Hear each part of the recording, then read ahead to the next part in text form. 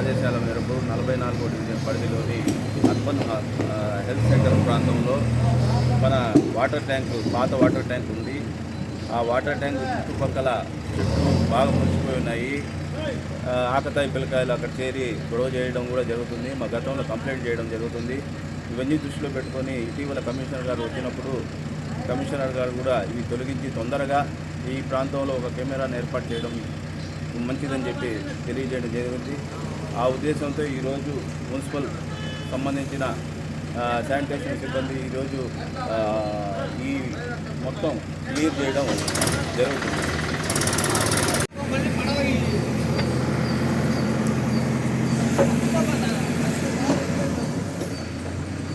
మీకు గాని ఈ వీడియో నచ్చితే లైక్ చేయండి, షేర్ చేయండి, సబ్స్క్రైబ్ చేయండి.